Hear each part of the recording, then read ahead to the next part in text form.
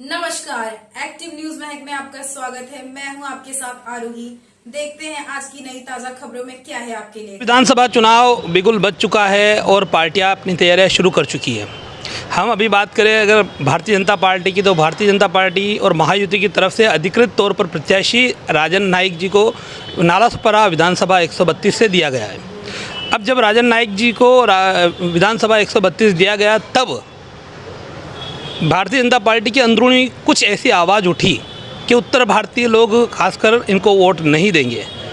तो हमने ये सोचा कि उत्तर भारतीयों का आखिर मूड क्या है और अगर वोट नहीं देंगे तो क्यों देंगे, देंगे तो क्यों देंगे। तो हमारे साथ उत्तर भारतीय नेता में एक तरफ हमारे निरंजन पाल जी है, दूसरी तरफ शंकर झा जी है।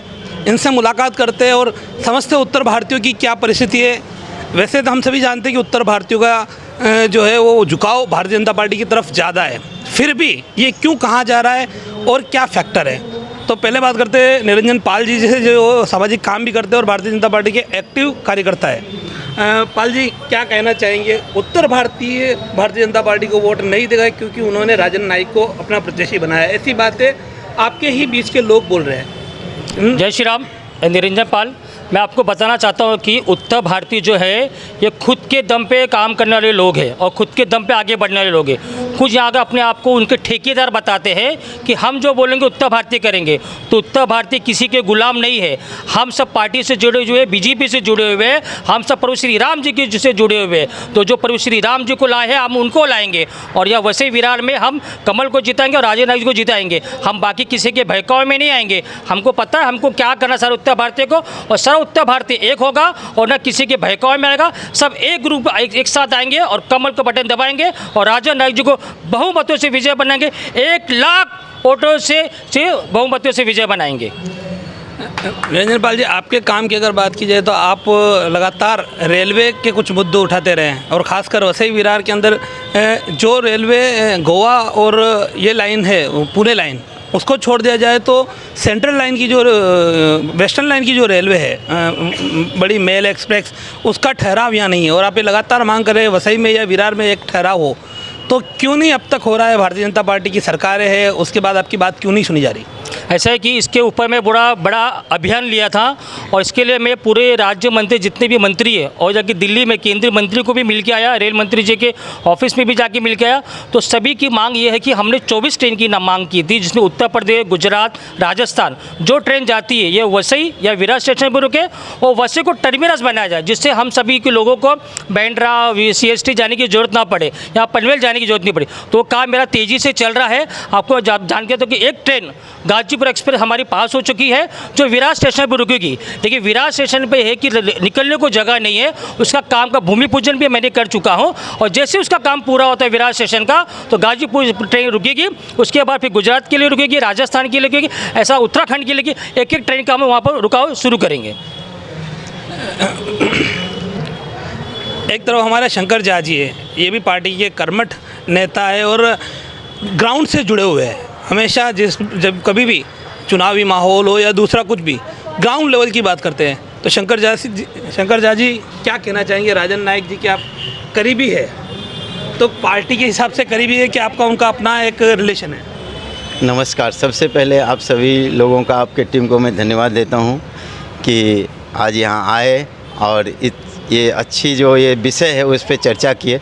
मैं सर्वप्रथम उत्तर भारतीय जो आपने एक मुद्दा उठाया कि उत्तर भारतीय कुछ लोग हैं जो बोलते हैं कि उत्तर भारतीय लोग वोट नहीं देंगे राजन जी नाईक को, मैं उनको भी आपके माध्यम से ये बोलना चाहता हूँ कि उत्तर भारतीय समाज बड़े ही स्वाभिमानी होते हैं और वो किसी व्यक्ति विशेष के लिए काम नहीं करते हैं, वो पक्ष के लिए, कमल के लिए और भारतीय जनता पार्टी के लिए काम करते हैं। और यहाँ तो डबल धमाका है। डबल धमाका का मतलब हुआ कि एक पक्ष भारतीय जनता पार्टी कमल, दूसरी तरफ एक ऐसे उम्मीदवार जो भारतीय जनता पार्टी को नालासोपारा वसई विरार में आज 35 सालों से अपने खून पसीने से, अर्थ के माध्यम से भी बहुत तरह से उन्होंने भारतीय जनता पार्टी को यहाँ पे तैयार किए हैं। सबसे पहली बात मैं आपको ये बताना चाहता हूँ कि भारतीय जनता पार्टी को वसई विरार में मजबूती प्रदान करने वाले राजन नाईक जी हैं। आज हम उनके साथ काम करते हुए, मुझे इतने सालों से 15 सालों से मैं काम कर रहा हूँ,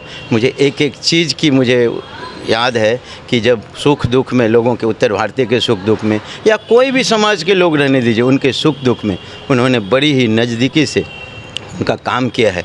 सत्ता नहीं रहने के बावजूद, एमएलए नहीं रहने के, वो कुछ नहीं थे, एक भारतीय जनता पार्टी के कार्यकर्ता थे, जिला अध्यक्ष थे। उसके बाद भी जो भी छोटी मोटी शिकायतें उनके पास आया करता था, हम उनके साक्षीदार हैं कि उन्होंने बड़ी ही नज़दीकी से जितना भी हो सके लोगों का काम किया है, कल्याण किया है, लोगों के लिए रात को भी उन्होंने खड़े रहे हैं। ऐसे उम्मीदवार के लिए उत्तर भारतीय समाज किसी के बहकावे में नहीं आएगा और कमल के लिए और राजन नाईक जी के लिए वो काम करेगा। और 20 तारीख को देखिएगा पूरी ताकत से वो लोग वोटिंग करेंगे और 23 तारीख को राजन नाईक जी को चुन के वो लोग लाएंगे। आपने राजन नाईक जी की काफ़ी तारीफ़ें की, लेकिन जो लोग ये लोग कह रहे कि उत्तर भारतीय वोट नहीं देगा, उनका एक मुख्य आरोप ये है कि राजन नाईक जी जो है वो बहुजन विकास आघाड़ी की बी पार्टी के तौर पर काम करते हैं। तो इस पे क्या कहना चाहिए? सर, थोड़ा साल पहले ही चले जाइए कि वही लोग जो आज विरोध कर रहे हैं वो राजन नाईक के साथ में थे और राजन अप्पा के साथ में कदम से कदम मिला के वही लोग चलते थे।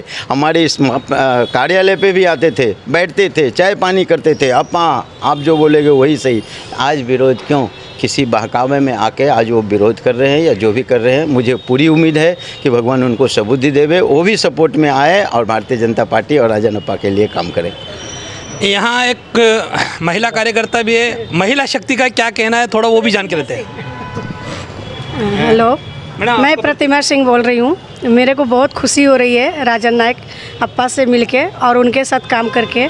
मैं यही बहनों लोग से चाहती हूँ, उत्तर भारतीय से, कि जितनी मेरी बहना है मेरे साथ काम कर रही हैं, सब 25 तारीख को राजन अप्पा को साथ दें और उनके पास चलकर उनका फॉर्म भरा है।